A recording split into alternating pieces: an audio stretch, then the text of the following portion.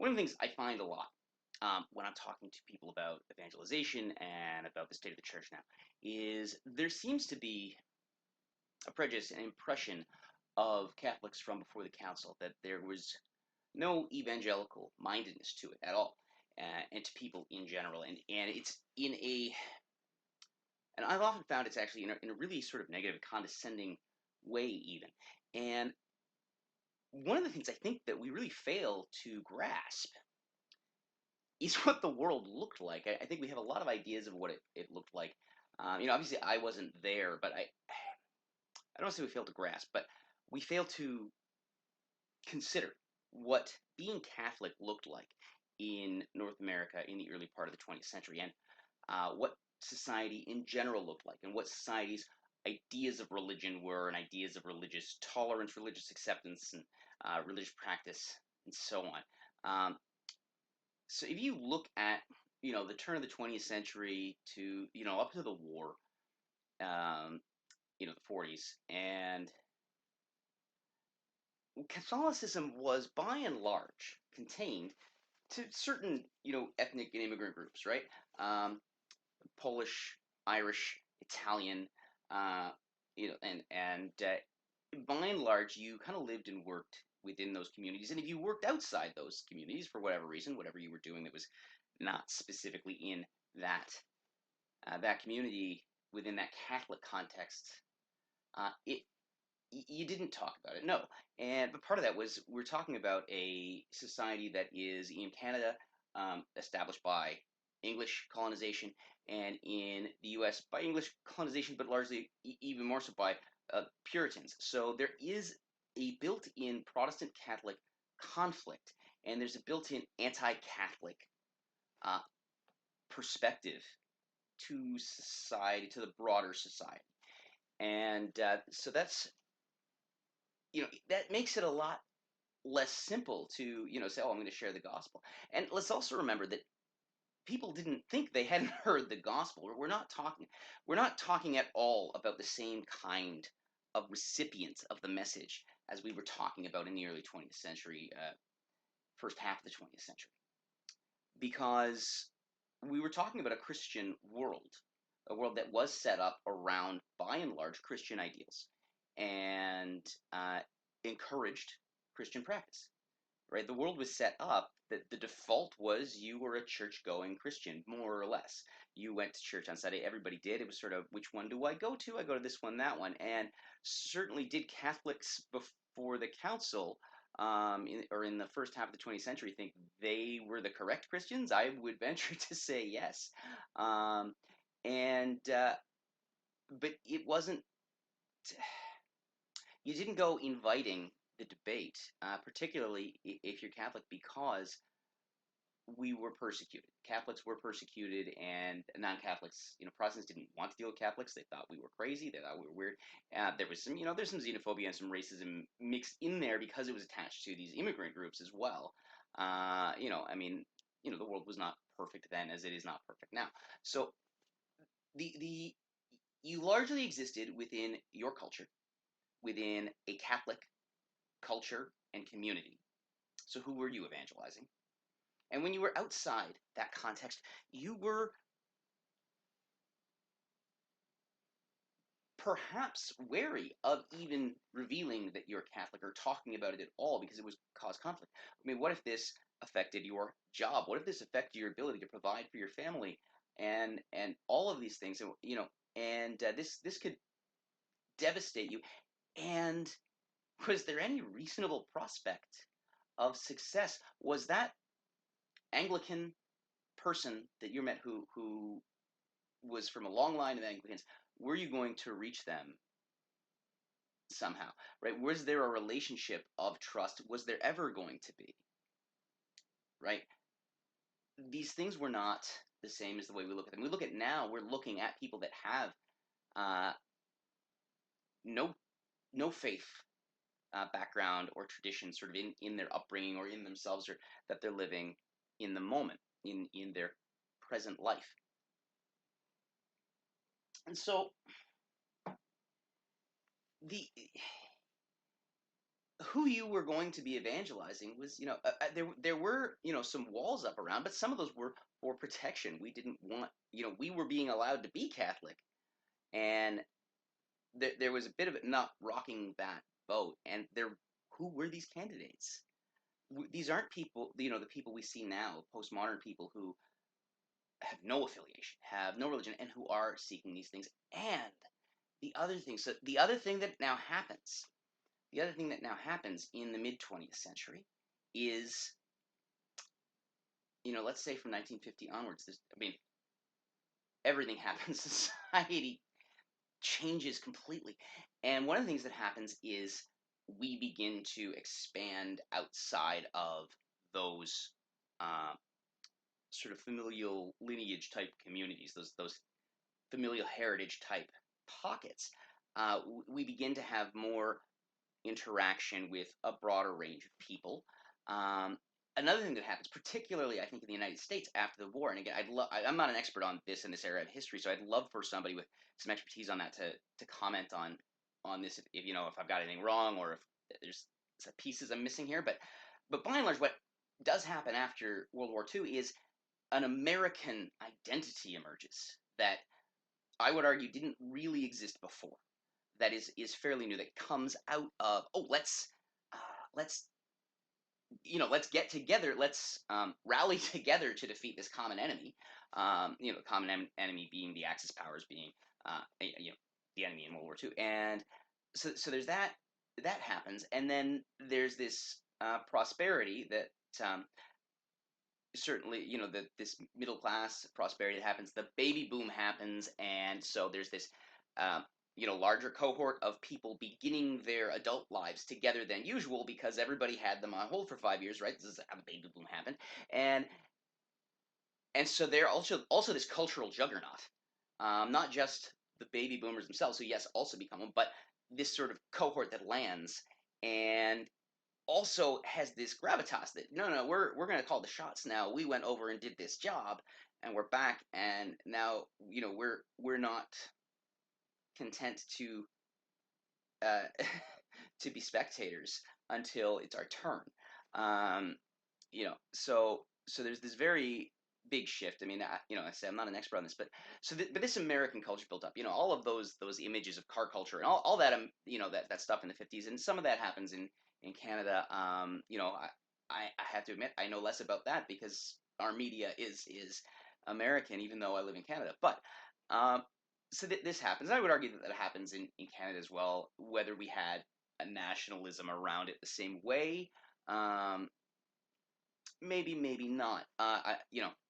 Again, I'd love some commentary on that. But so that happens. This Americanness. So now you're not just a Polish immigrant or an Italian immigrant or a person of Polish heritage, right? You're not a Catholic Pole. And by the way, yeah, you're an American who's Polish. You're a Polish American. You're right. And these, I'm not sure when those types of terms evolve, but that idea is evolving. That idea is emerging that I'm both things somehow. And but at first I'm an American, and so that's happening. That's happening there, and so we have that going on, and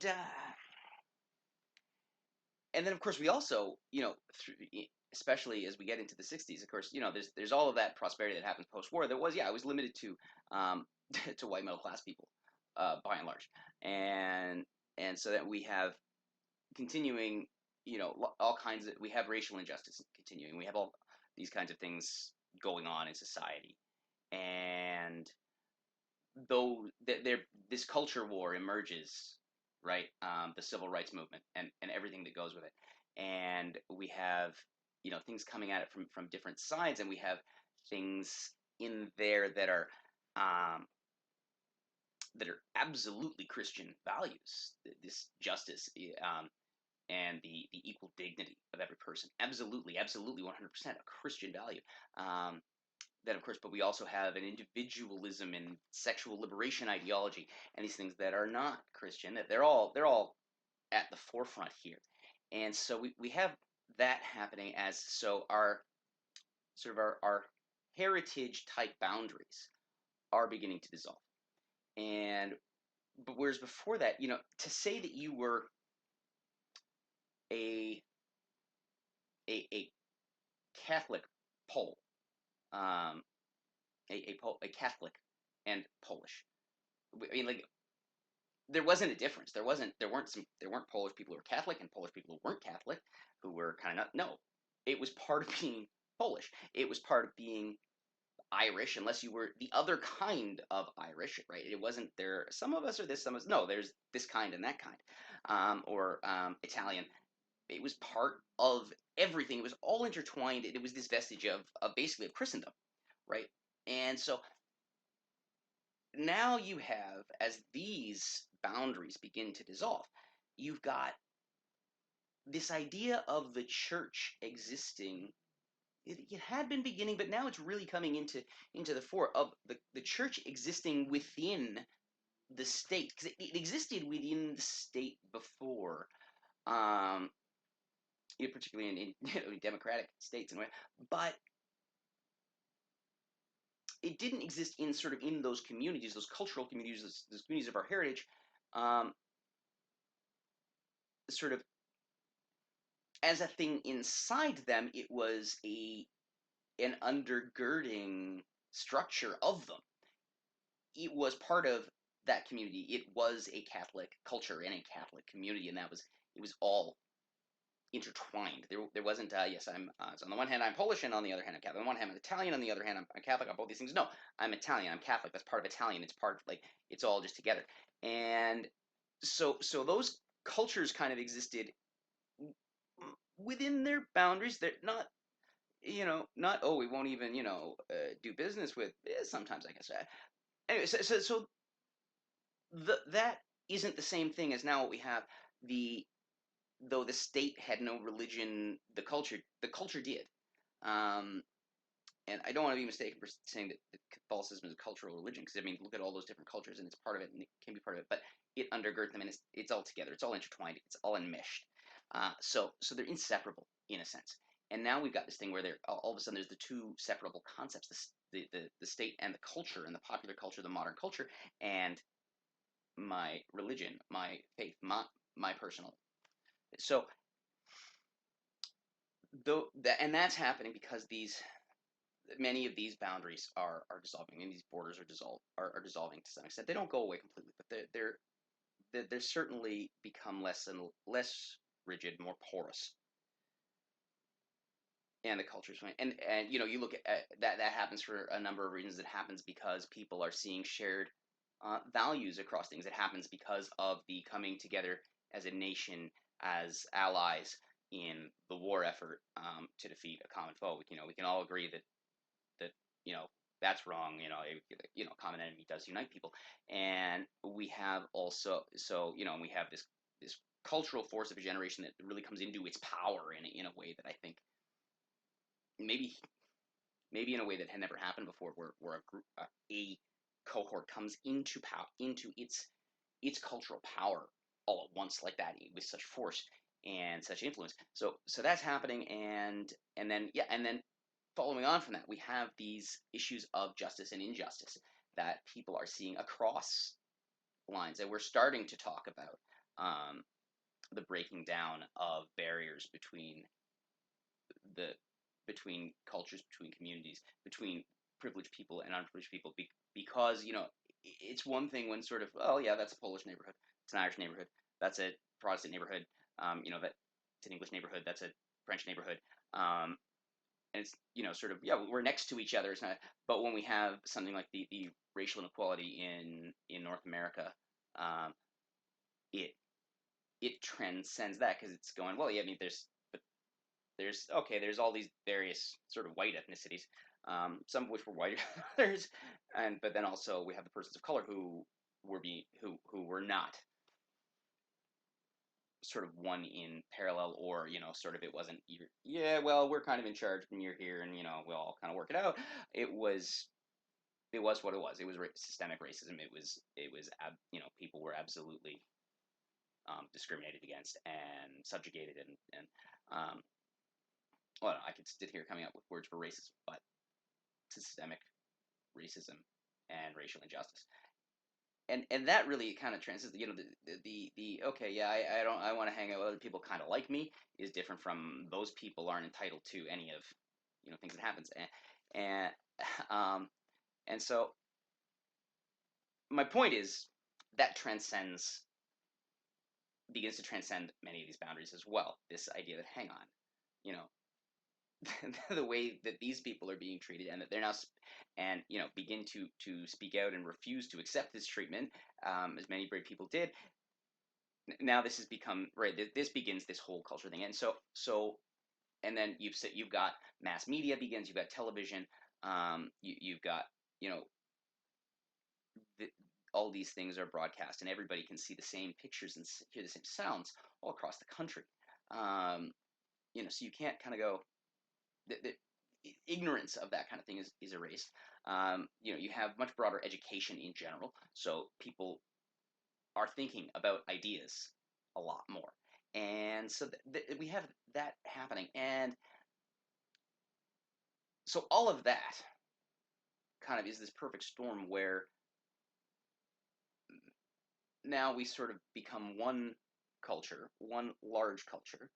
That yes, we have each of us has our heritage and our cultural traditions within our heritage that are fine, and everybody can have those, and it's great, super. You know, you do this on Christmas, and we do this on Christmas, and whatever.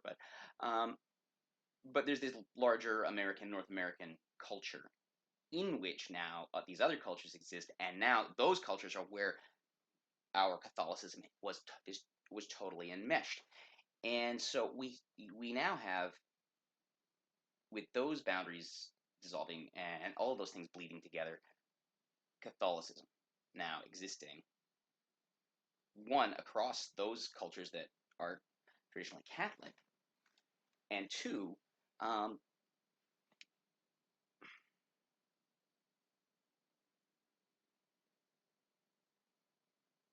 out into the non-Catholic um, world, and it becomes less. So that's the Irish parish, and that's the and especially as people move in, is all of the construction that's happening, neighborhoods are being built, people are moving in, um, and there's a push for integration. So, well, what does that bring as well? Integration of kind of everybody. I think I'm sort of speculating now. It's not an expert on this part of history. So now we have Catholicism. My point is existing inside the culture, as it were, and inside alongside the counterculture of the 1960s, say. And so that's where it becomes different, right? And we're really looking at that angle, and so we're our relationships span across these communities, and that's become more and more and more true, um, right? And so yeah, so we have interactions on a daily basis. We have every level of relationship, right? We have strong, deep friendships growing from childhood onwards with people from that we meet in our school life, and maybe our best friend for the rest of our life, and we may be one from one heritage, and they may be from another heritage, and that happens now. When you lived in a neighborhood and went to a neighborhood school where the neighborhood was Italian, the neighborhood school was Italian. Well, your best friend was going to be Italian because everybody around you was Italian. Um, and now that you know things are shifting, demographics are shifting, geographic demographics in that sense are shifting, and so now we have these relationships that are in work, in social life, in all these, in every area, all of the various sort of degrees of relationship, friendship, colleagueship, if that's a word, are more diverse, and we interact with more people. So we're interacting with people that aren't just like us. And so now we're in a world where we're interacting with non-Catholics. on a regular basis, and that's new and different. We're in a different kind of pluralism. We're in an integrated, and meshed pluralism. And for one, let's recognize for a second, I think, that it took a while to figure that out because we needed to live in peace with each other in order for that to keep working. And some of that comes down to that old that one of the things that emerges is sort of the social convention of religion and politics stay at home, and that was to basically allow us to work together well and live in this society, and that was sort of kind of where it settled as because we didn't want to come out of it the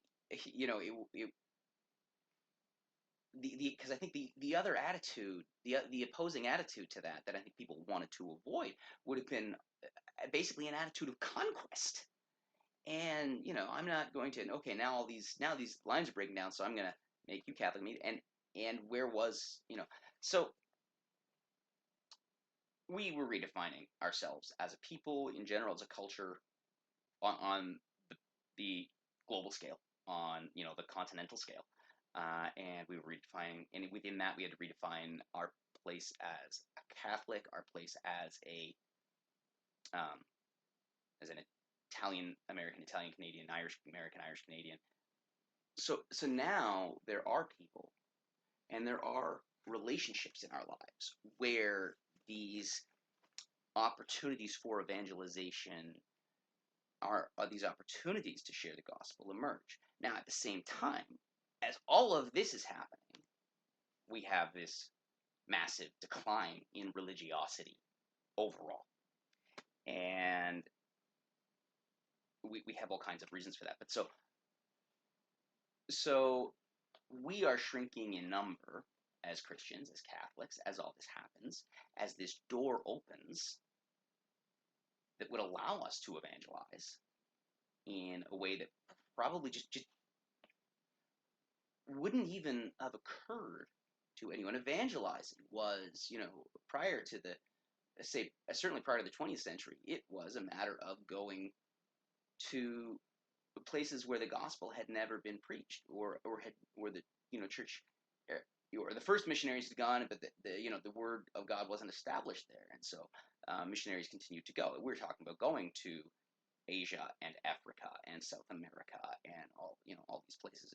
South America has a very, of course, became to have a very strong Christian culture, as did many, as did North America, as did many places. As did Europe when the first missionaries came from there. So that's happened. So this door opens up to share the gospel with, and let's remember, by and large, our Protestant brothers and sisters. That's by and large what the rest of society was. If they were, if you weren't Catholic and Protestant, by and large, society was Christian. By and large, everyone was at least nominally Christian. So things were trucking along fine, and we weren't talking about bringing the gospel to people. Then we would be trying, right? We would have been talking about converting Protestants. I mean, it's one thing to go to people who've never heard of Christ and say, have you heard of Christ? Have you heard this gospel? It's another to go to somebody who has heard the gospel and certainly at least believes they've heard the gospel. If we want to argue about have they had an end, okay, but they certainly believe they have. And so how do you approach that person without very clearly a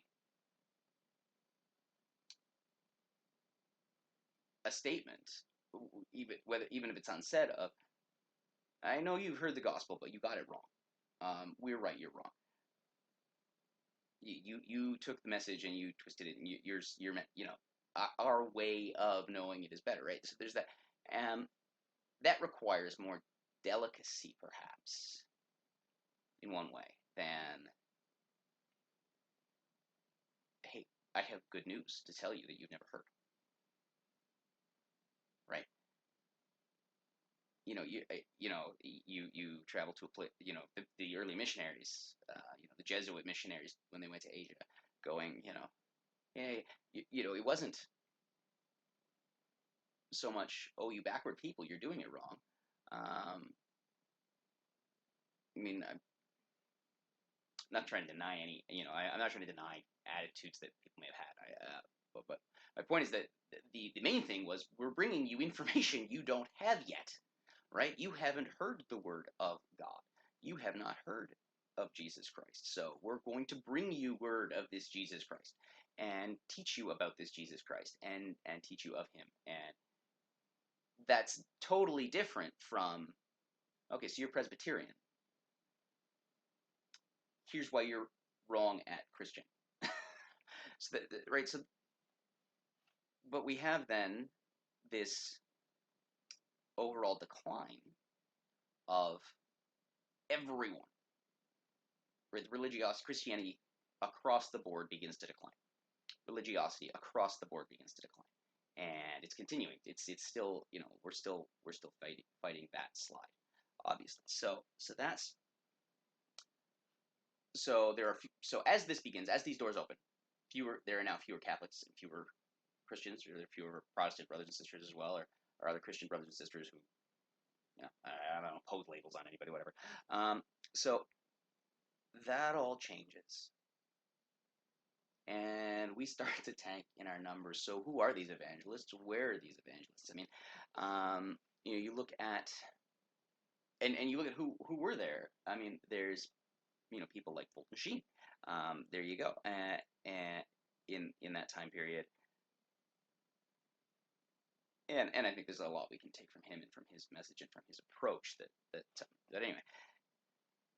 So where I started here is we do a great disservice to everyone who came, let's say, before 1950 and even before 1960, when we simply dismiss them as not caring enough about spreading the gospel. We look at those cultures. What was the important thing? Like let's look at the domestic church in that era, in that situation.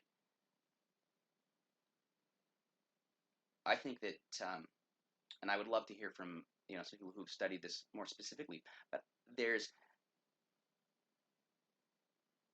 a huge emphasis on the domestic church, whether that term was around, I don't know, but on the forming of children and making sure that the people who you were primarily responsible for, the people who God had specifically entrusted to you, became and remained Catholics. And the world was assaulting from all sides then as well. The world may not have been anti-Christian, but outside your community, it was hostile to Catholics and to Catholicism. And so there was some protectionism in that, but there was a protectionism born of saving our children from the errors of the world, maintaining and upbuilding the faith in our children. And I think that people saw that responsibility very clear. I mean, obviously, at any point in history, we have a range of sort of levels of observance and levels of adherence to the religion to which one is affiliated, belongs. Even when, and I think all the more so perhaps when everyone was just Catholic. Before 1500, right? Western Europe anyway. There wasn't really a risk of somebody becoming. I mean, at that point, right? If we're going back even further. Who are you evangelizing? Everyone's Catholic. You just are. So who was to evangelize? So where there wasn't going to be a culture of evangelization in that sense, because you looked around, yeah, everyone in my village, in my town, whatever, my neighborhood, whatever, we're all here. By and large, we're all here on Sunday. There's some people who have chosen not to live holy lives, right? Around there's people who have chosen sinful lives that have, but you're not looking at them as, and then there were people around who wanted to bring those people back into the fold, but there it wasn't, there's all these people around us who don't know, who aren't, and who are living away from Christ. Well, no, we could argue, sure, that those people weren't really living fully Christian lives, fully fully, lives that were seeking holiness above all, and saintly lives. Sure, we can argue that they were sort of just going through the motions of their life, going through their day-to-day lives, and um, yeah, underneath all that, of course, I'm a Catholic, and I believe in Jesus, and I believe, blah blah blah blah blah blah blah blah. Sort of that complacency, but that person was observing then the basic tenets of the faith, and that person, was living a sacramental life, and were they the, you know, were they the greatest saint they could be? Perhaps not, but they also weren't in danger of damnation in a sense. So, if we look at, again, we look at the evangelization of that time of before the 20th century, before the 19th century, even, and going back, it was to these parts of the world where we had not yet brought the gospel and no one had yet spoken the gospel. And so that was, you wouldn't look around your village and think there were people that needed to be evangelized. And, then what we did was we moved our village and put it next to some villages that, you know, weren't Catholic. But first we made sure that everybody in our village stayed Catholic. And and we were maintaining the peace with being in this, living sort of alongside these people of other beliefs. And again, it was this odd situation where, by and large, these were Christians, and when they weren't Christians, they were by and large Jewish. And there's a whole other thing. For the Jews, that they're God's people? They're, and but there was a lot of mistrust, so I don't know how much interaction there was even between them. But so we took that Catholic sort of community, what became across the ocean, North America, and with these ways of immigration, and we rebuilt it next to a Protestant community, basically, and they were on our borders, and next to, and we didn't need to evangelize. If you were a Polish immigrant, or lived in the Polish diaspora, you didn't need to evangelize the Italian diaspora or the Irish diaspora. They were Catholic, so good. You stay over there, you do you, we'll do us. We're all see you in heaven, I guess. So that wasn't an issue, and the other people were basically the opponent, in many views, actually the enemy, so they were to be avoided, and you didn't want them to bring their Protestantism into your family. So, right, because you didn't want that for your children, because you wanted holiness, you wanted sainthood for your children, for your family, for your loved ones. So this, it's really not fair. And this is really where I started on this. It's not fair to say, oh, there wasn't an attitude of evangelization, and there wasn't that there was some failing here, because it's so immensely more complicated than that. And people did, I think, have an evangelical impulse, but they directed it first to their homes and to their families. And I would argue that we don't do that, or we stopped doing that. I would argue that we came into a mode of catechizing but not evangelizing our own families. And I can't remember where that's not my analysis. I've heard that somewhere, and I can't remember my source there. So but I think it's fairly common, I guess, idea out there right now. But so yeah, so these people weren't. Yeah, it's just not fair. It's just not fair to say that there was some failing, or that there was some whole attitude of Catholics that prevented us being evangelical, and that we needed to completely reinvent our Catholic identity to be evangelical.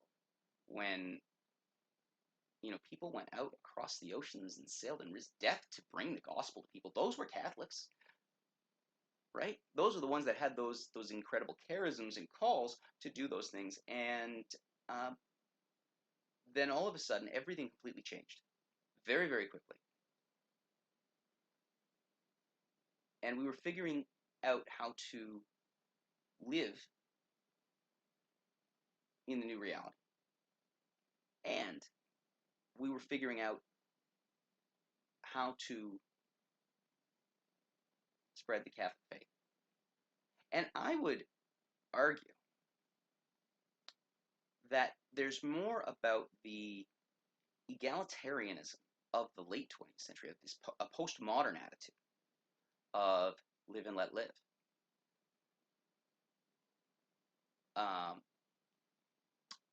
And let's go when I think when somebody in 1925 said live and let live, it was it was a very it was actually a statement of separation. We're going to exist peacefully in parallel. And I think that in the last 50 years, 60 years, 70 years,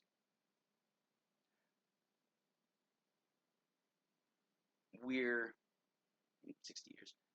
When people say that it's by way of affirming a universalism, at least some flavor of that, of universalism. And it's actually a cultural attitude that came out of and rose up out of that huge change and shift in our culture in the 1960s, especially the 1950s, 60s, 70s, though, but that actually underpins this hesitance to tell anyone else they're wrong. And this hesitant, right? I think we have this idea where we want to blame that on preconciliar Catholics and call that a preconciliar idea, and I think it's a postconciliar idea. I think it's risen out of in the to paraphrase the great Cotton Hill from King of the Hill, we switched from Jesus peace to hippie peace, because that's hippie peace. That's hey, you that's and what's the byword for it now? You do you, I'll do me. Right? That's that same idea. So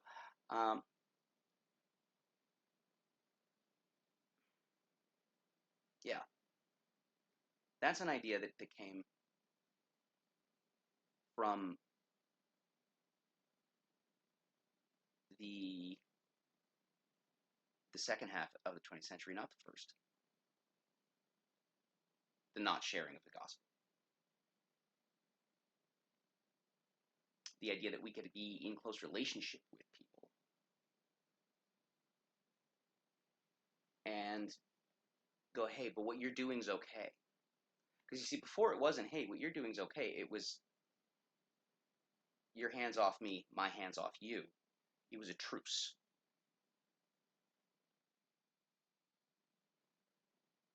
That allowed us to live pluralistically. And since then, it's become an ideology of I'm okay, you're okay, I'm okay. And that's where I think I think we're looking at it through that lens when we look at the sort of, let's say, the lack of evangelical activity before 1960, before 1970, before 1980. I don't know. And I think we're looking at it through a postmodern lens of I'm okay, you're okay, so everything's okay. And that's not, I don't think, the attitude that people had. The attitude people had was, you in your house, you're in your lane, I'm in my lane. You don't interfere with me getting to heaven, I won't interfere with whatever you're doing. You don't interfere with me living my culture, my religion, I won't get over that. It was I'm protecting myself by not imposing on you. And I'm protecting myself and my community and my family. Right? So there was, right? And so it's there, as I said, where those divisions and where those boundaries began to dissolve, began to become more porous,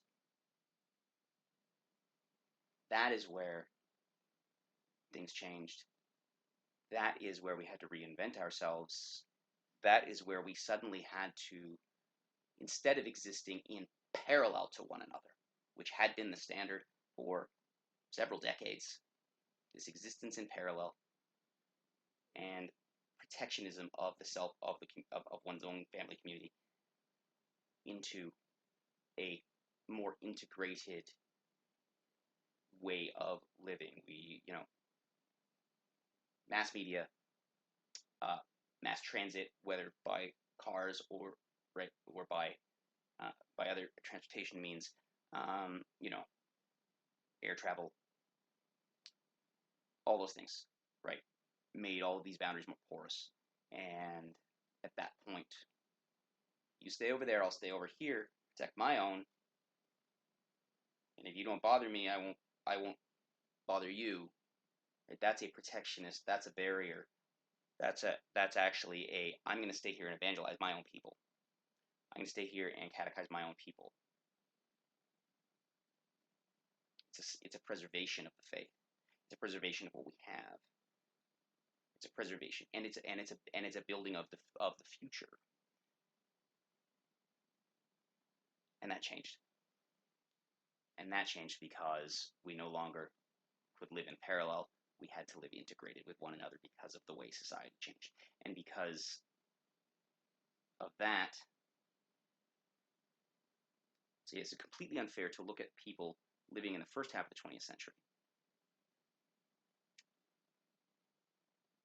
and judge them and their, if we want to call it a lack of evangelical action, and judge that as, I wouldn't characterize as that. I think that the evangelical action was smaller and within the family and within the community, but and it was one generation to the next, not across, not across these divides within my own generation, right? In one's own cohort, one's own generation. It's just incredibly unfair.